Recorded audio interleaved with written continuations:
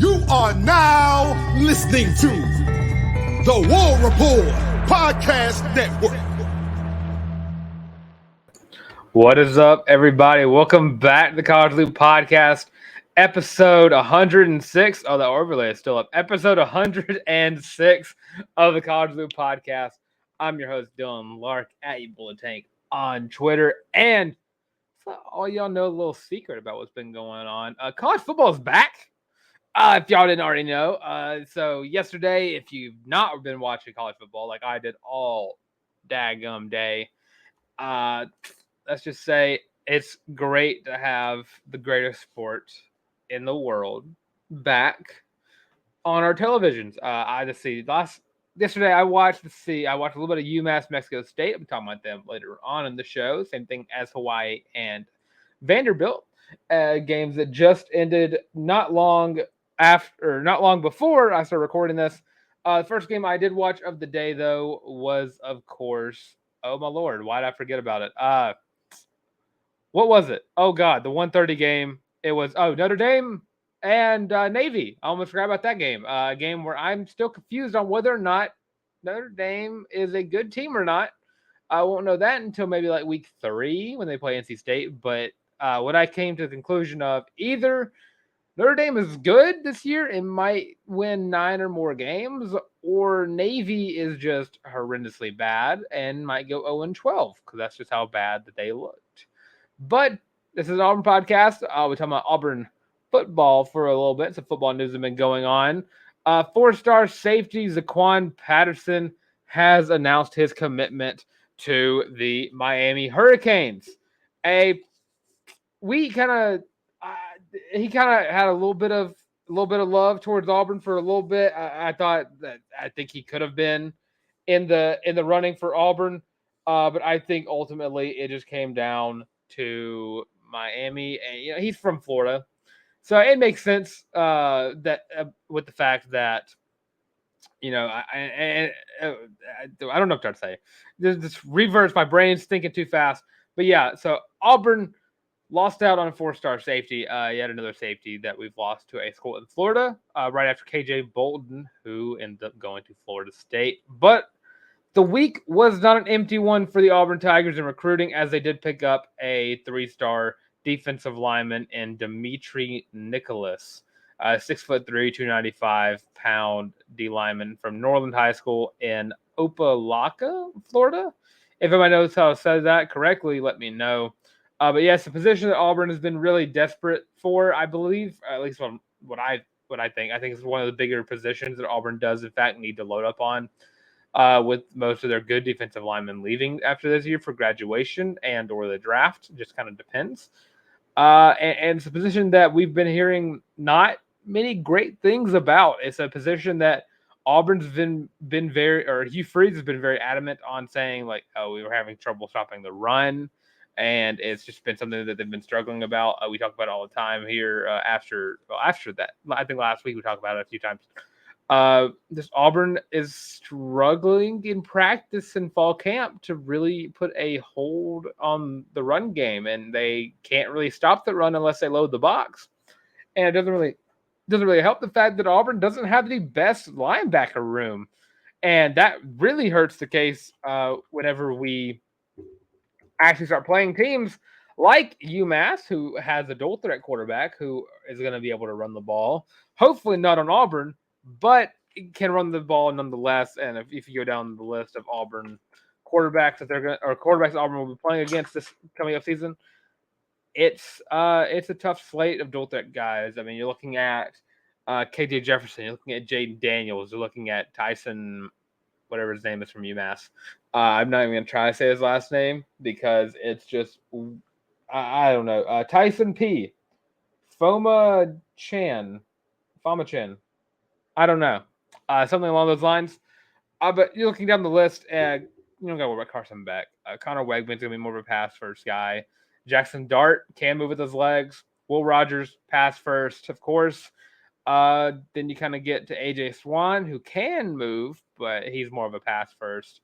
And then, of course, Diego Pavia ran the ball 14 times a day, and Mexico State kind of has a little mixture of triple option in their offensive scheme from what I saw today.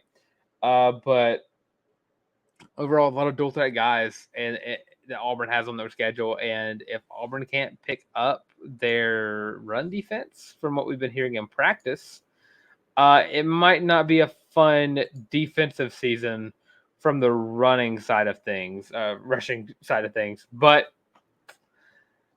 Dimitri Nicholas is a huge pickup. He's a 3-star. He puts Auburn back at 15, or keeps Auburn at 15. I would tell you what happened, but currently 24/7's website, as I'm talking right now, is not working for me. But Auburn is at 15 in the country, and of course, like 6 in the SEC. So Auburn's still moving on up in the recruiting world for the 2024 class. And it's a class that, again, as Trevon Reed always says, we are not finished yet. Plenty more to pick up for this 2024 class, but it does help to have a guy like Dimitri Nicholas, a big, strong defensive lineman, who in his last season as a junior, he totaled 33 tackles, 15 of them for a loss, 8 sacks, 5 quarterback hurries, and for a team that went 5-5, I would say that's pretty good. And he transferred to Norland in Miami. So hopefully he has a big season for him. I don't know if he'll hit a 4-star while he's there. He could. Maybe. I'm trying to figure out what the difference is, but I wish I could go look. But 24/7 is just not working for me. Maybe could hit a 4-star. Maybe if he has a good enough season. But a 3-star defensive lineman. The linemen are always the ones that are harder to rank. So fingers crossed, give him that 4th star and boost that Auburn class up a lot. And now, before I get back to the college football conversation, go to the NFL for a little bit, talking about the Carlson brothers, who decided to have a little bit of a day of themselves. Anders Carlson hit a 57-yard field goal for the Green Bay Packers when they were playing against the Seattle Seahawks. And Daniel Carlson hit a 62-yarder during their win or their loss to the Denver Broncos, who, by the way, not the Broncos, who are the Raiders playing? Cowboys. I believe they're playing the Cowboys. And then you go to Jarrett Stidham, who also had himself a day for the Denver Broncos when they played the Dallas Cowboys. There we go. Or no, the Los Angeles Rams. Good Lord. I swear I have all this written down, and I am just not reading it right. Jarrett Stidham, of course, during his preseason game, had 17-28, 236 yards, and a touchdown, while also getting a carry for 20 yards as well. And a guy who, I think if Russell Wilson starts not performing up to code, I think Jarrett Stidham has enough on his resume to where I don't think that they'd be too upset if they had to play Stidham a little bit this season. But something weird with go back to the Carlson brothers. Anders, he got drafted, and we were kind of all shocked by the fact that Anders got drafted, just because I think that his career at Auburn was one of the more, I want to say, overrated. I would say, Daniel comes along, one of the greatest kickers in college football history, let alone Auburn history, and then Anders comes in with a lot of expectations of him, and he underperforms, and he has injuries, and then he gets drafted. We were very much shocked, we were very much shocked at the fact that he got drafted. The Packers took him, and now he's going to be the starting kicker, it looks like. And him making 57-yarder is kind of telling of that, and it's kind of weird that we didn't really see this side of Anders while he was healthy at Auburn. I felt like he was a perennial, 70 to 80% kicker. He had one good season, but injuries and inconsistency really affected his career at Auburn. And then he goes to the NFL, and now, kudos to him. I'll be rooting for him if he can pick it up, become one of the better kickers in the league. I'll be rooting for him. But I love to see the development in the NFL, and I'm glad that the Packers saw the potential in Anders that he's actually going to start distributing out to the NFL. And I made a joke earlier while I was on the phone with someone that Anders might, if he doesn't have a good enough season, he can just get cut, and then maybe he'll do the same thing that Daniel did. He'll just go to a new team and actually absolutely ball out. But actually, I do think that Anders, from all accounts I've been hearing from Packers Twitter, has been very, very good for Green Bay in both practices and the preseason. Now I'd get back to college football for a little bit. Just talk strictly college football nonstop for however long I feel like talking about it. So the Auburn Tigers are playing the UMass Minutemen in just under a week, 6 days. Just thinking of first one, Jeremy Johnson Day is away until Auburn football. That'll be that'll be the noon 30 post right there. Jeremy Johnson Day is away from Auburn football, and we got to see 2 other Auburn opponents for the 2023 season compete as well. But let me introduce the Outside the Loop segment. So we keep you in the loop while you're here talking strictly Auburn sports nonstop, 24/7, whenever, wherever, right here on the College Loop.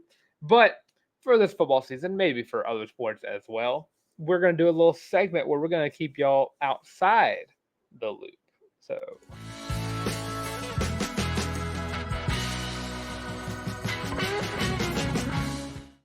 yeah, I still very much love that intro. Just a little stinger as it comes up. But yeah, so starting off, UMass Minutemen beat the New Mexico State Aggies, both of which are on Auburn's schedule, 41-30, a game that was pretty close up until I won't say the end, pretty close all the way up until the end, where it just came down to a touchdown from the Minutemen that gave them the lead. Give them the 11-point lead. They had a 3-point lead and got the 3-point. I don't know. I turned it off so I could get ready for the Vanderbilt game, which finally come back on. But looking at UMass, I think they're a little better than what we thought they were going to be. I don't think they're going to be a team that's going to give Auburn very much fits, but they're a team that definitely better than the one-loss team of last year, especially from this. It's either that or New Mexico State's just worse than they were last year. But looking at the stats, Tyson P., I'm not going to say his last name because I don't know how to say it, 10 of 17 for 192 yards. Then he also rushed and led the team with 96 yards and a touchdown on the ground as well. And it looks like UMass does like to run the ball. They rushed for 197 rushing yards while also only passing for 192, like I just said. Defense had 3 sacks and forced 2 interceptions, returning one of those interceptions back for a pick 6. Overall, I don't think it's a team that Auburn should be too extremely worried about. Again, just never overlook your opponent, especially when it's going to be a week 1 matchup where you don't know how your team's going to go out there and look. And on the New Mexico State side of things, the team that Auburn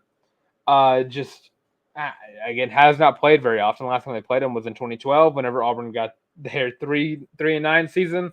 Diego Pavia, 250 yards passing, 3 touchdowns, 2 interceptions, while also running the ball for 222 yards as well. Also lost a fumble. There we go. Lost a fumble. And their defense also 0 sacks from the New Mexico State defensive line, no interceptions as well. So New Mexico State struggles defensively, but they can run the ball if Auburn lets them. And both those teams can run the ball. So both teams Auburn should be kind of worried about running-wise if they cannot fix any issues. But honestly, I just feel like Auburn's going to be able to out-talent them nonetheless. And now to kind of look over at the other game we're going to talk about. And this time I'm going to have another stinger play. But this one's going to kind of be it might be his own video series that we do throughout the college football season. Basketball, baseball maybe as well. Just a way to kind of look into the other conferences or conference opponents, SEC teams. Look at the other SEC teams going around and see how they're doing in their respective games. So it'll be another series we'll be doing throughout the year as well. It'll be its own little series, 5 to 10 minutes of its own little videos. But this one's called Gimme a Sec, which I thought was a clever little play on words. So I'm going to play that one for you real quick, and then I'm going to get into the Hawaii review and tell you about the Commodores.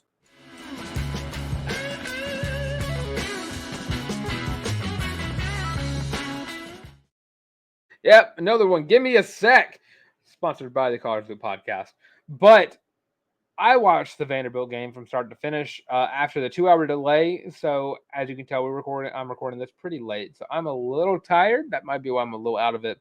But the Vanderbilt Commodores are officially 1-0 after taking down the Hawaii Rainbow Warriors. I'm going to call them Minutemen. In a game that came down to Vanderbilt getting interception to kind of clinch the game. Overall, I think this Vanderbilt team might be a little worse than what I thought they could be. I think they might still be a little competitive if they're allowed to be. But overall, Vanderbilt's defense just doesn't look good. Hawaii's quarterback threw for 351 yards, 3 touchdowns. It had an interception at the very end as well. Running wise, Hawaii doesn't really run the ball that much. They're one of those teams that kind of stick to their guns with the air raid. So they didn't really run the ball that much, but when they did, it looked like they broke free a lot. One running back, of course, got a 22-yard run. Didn't score though on it, but he did break free for it. Vanderbilt did struggle running the ball, and it's not because I think Hawaii has a good defense or anything. I just think that they ultimately just struggled running the ball during this game. But there are some players that Auburn should be looking at, kind of worried about. One of those being Jaden McGowan, a guy who has blazing speed. I mean, he ran a kickoff return back 97 yards, and I think it was the first kickoff return touchdown that Vanderbilt's had since they said either 2014 or 2016.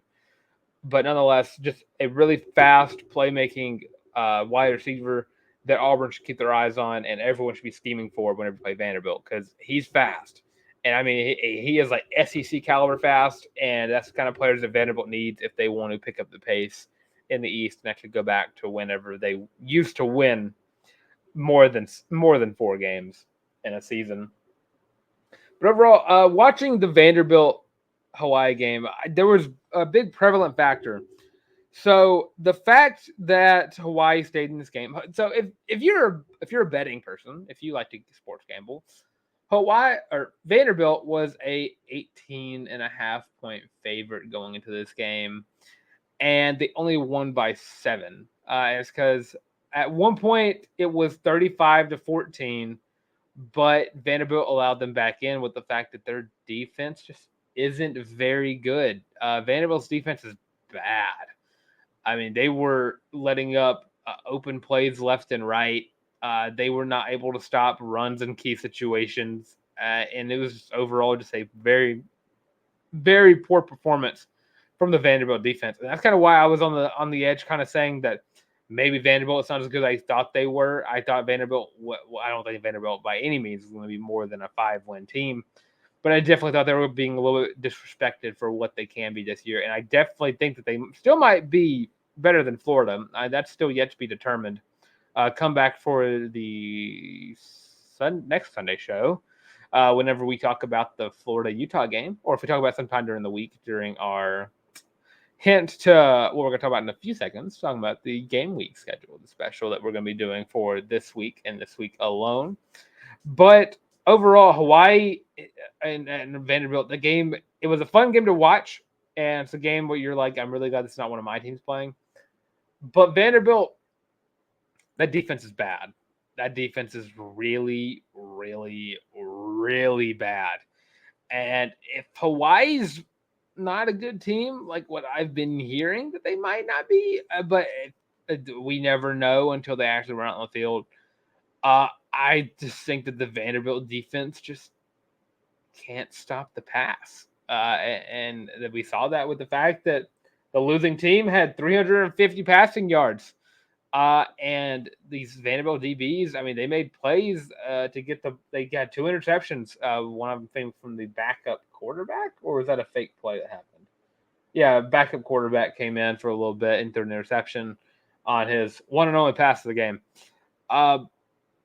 They forced 2 key turnovers, but they gave up a lot of big plays, and they allowed Hawaii to get back into the game. And looking at the 3 teams overall, I mean, UMass, I think, is definitely better than we expected. Maybe New Mexico State's worse than we expected, or maybe they're on the same wavelength and UMass was just better today. UMass and New Mexico State, both great rushing attacks for their respective conferences. I think Auburn's still fine. for both those teams. I think it just means you need to just scheme a little bit better, play a little bit better run defense those days.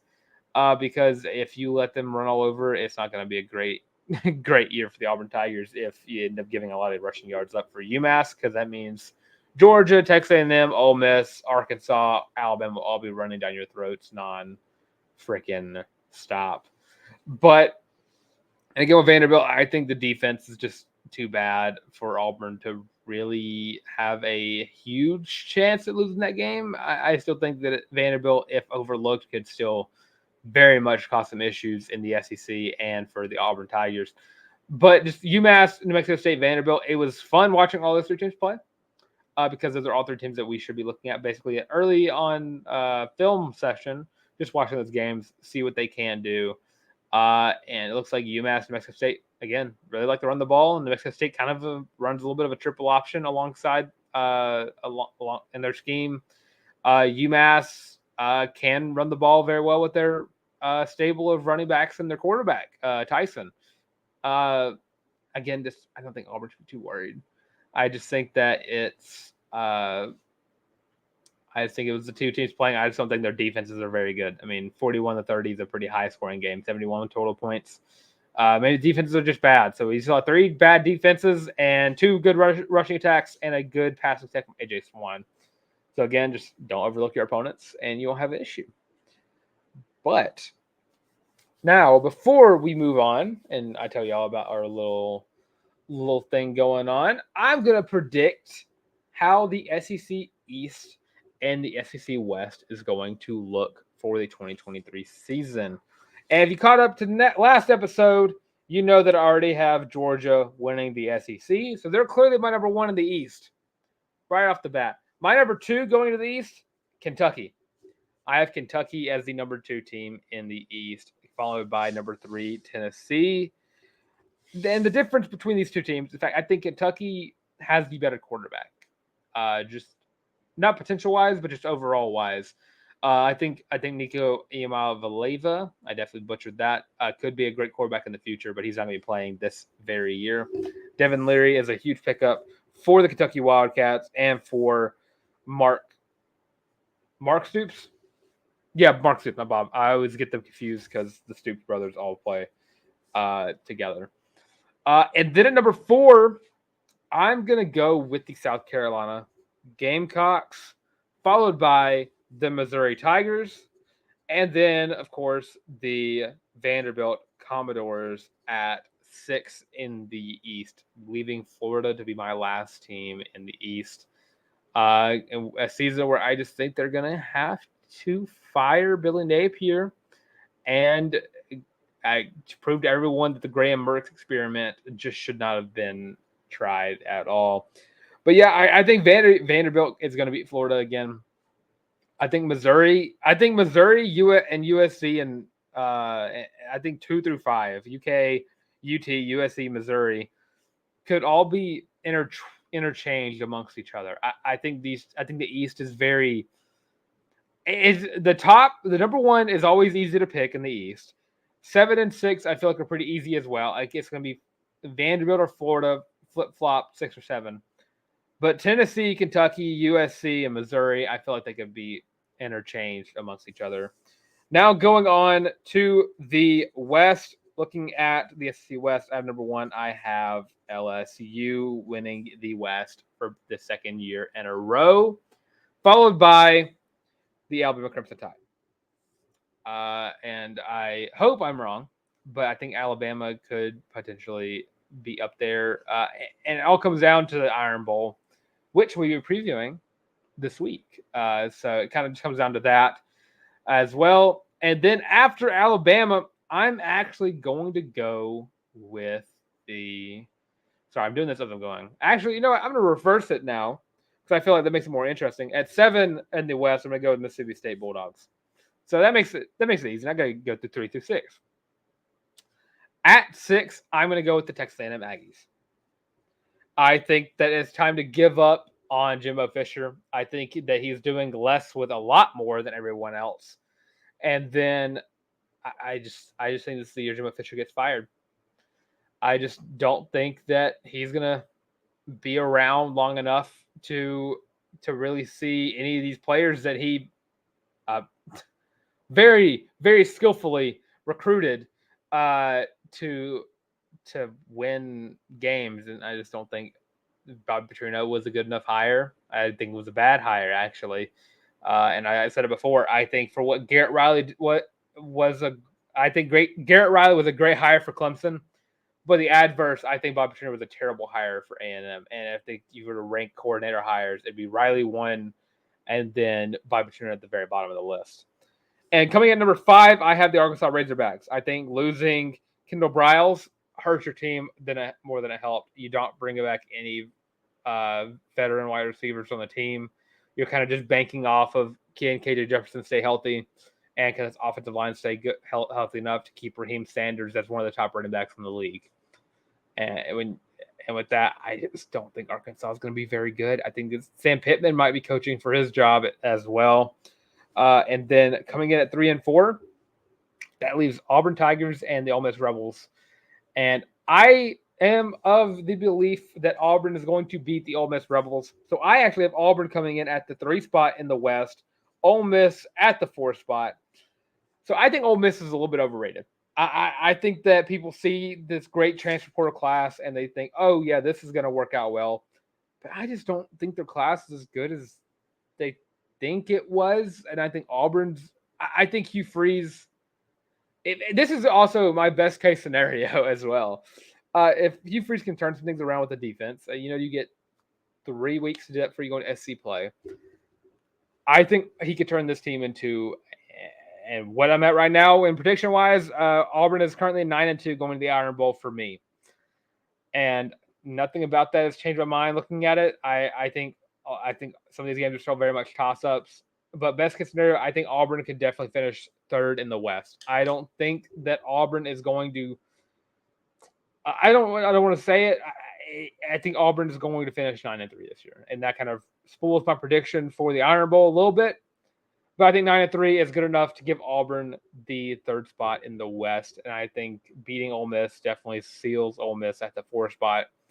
And just kind of also to prove my case that Lane Kiffin's just not a big game coach. It's just not a thing that he's ever been really good at, especially at Ole Miss. And very few times he actually beat a highly ranked team. But that kind of concludes the football segment of the show. And before I do, I'm going to go ahead and let y'all know a little secret that's been going on. So again, this is the game week for Auburn's college football season starting on September 2nd. Auburn is going to be playing UMass at 2:30. And leading up to this week, we are going to be doing a little special going on. And I'm just going to throw up the schedule. There it is. Let me get rid of that banner for y'all so y'all can read that bottom part. So we are going to incorporate a show coming out every day this week. We have a Monday. It's going to be kind of a normal show, just a Monday edition of the show. Tuesday, we're going to have 2 guests. We're going to have Jacob Goins from Radio Alabama and ESPN 106.7's On the Line, their daily show. And we're also going to bring back Brooks Walton. We've missed him. He's been enjoying his life as a engaged man. So they're going to be back on the show. Wednesday, we're going to have Caleb Jones just to talk about some more recruiting stuff and just also start to preview some Auburn football as well. And Thursday, I am very excited for. We're going to be doing a Thursday live stream at 7 p.m. Central Standard Time. We already got some guests lined up. Noah Griffith, Jacob Hillman, Uptempo, TWR, and Vince Wilfram as well. And then Friday, we're just going to have a nice little game day special for the week 1 preview, where we'll basically just kind of be doing our preview for UMass. We did it. Good Lord, that was 11 weeks ago that we did that one. But kind of just redoing that. We now know what UMass is going to look like. So that's going to be fun for us. Just kind of go through, just preview the game. Just kind of like how game day would do it. And then also kind of make some predictions for other games as well. So we're going to get more of the give me a sec outside the loop. And then after that, we'll go back to the normal schedule. Maybe still add that Friday game previews as well, just to kind of talk about strictly just the game itself and kind of save that conversation for the day before. And, also kind of give us a little fun to talk about some other teams. We talked about last show, just some of our conference champions. I currently have Penn State winning that championship. I've been getting a lot of backlash on that, but I'm going to stay true to my guns until they prove me wrong as well. But now to go into some other Auburn sports. But actually, wait. With college football starting up, and not having college football on the screen for 7 months now, it's got me feeling some kind of way. One of those feelings would be I've been feeling a little loopy about college football starting up, and the best cure for feeling loopy is to buy your very own Feeling Loopy t-shirt right here on thewarreport.com. Go to their shop, get the shirt. If that's too much work for you, we got the link in the description for you. So you can just go down to the link, leave a comment, leave a like, subscribe if you're not, and pick up your own Feeling Loopy shirt. As far as we know, scientifically proven that everyone that's bought a Feeling Loopy shirt has actually experienced more happiness ever since they put it on the shirt for the first time. It's something that's kind of weird. It kind of boosts your serotonin levels up. It's so fun to see this happen live. And, the stats speak for themselves. We talked to 10 doctors, all 10 of them put on the shirts. They all agree it's the best shirt for you. It's the best shirt for football season. So go down and get your own Feeling Loopy shirt today. And I guess also just enjoy the season. As well. So talk about some other sports going around right now. It is currently volleyball season, and Auburn Volleyball, after getting out of their exhibition matches, has started their season going 3-0 yesterday with 2 sweeps as well. So it took them 4 sets to beat Coppin State in a 3-1 McNeese State sweep, a Jacksonville State sweep, in the War Eagle Invitational. And this Auburn team is so freaking good. And we talked about them. We saw them last season. They also did very well as well. And Akasha Anderson, she is so cold. She had 16 kills, which, if you don't know what that is, I guess go look it up. I'm not the best at explaining volleyball terms. I'm still very much learning the sport as it stands right now. And sorry, my mustache is trying. I need to shave.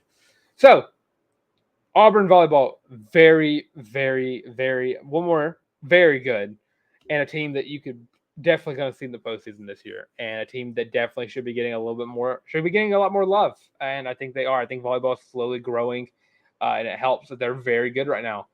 And right now they're going to be getting ready to travel on Saturday, September 2nd. I guess not traveling, but traveling this week to Tallahassee, Florida. Well, they'll do the Seminole Invitational, playing SMU and Florida State on a Saturday-Sunday matchup. And then other women's sports, soccer has started up 2 days ago, actually, or last week on the 20th, when they beat Troy 5-0. We talked about that game. And then this past Thursday, they played Syracuse, beating them 2-1.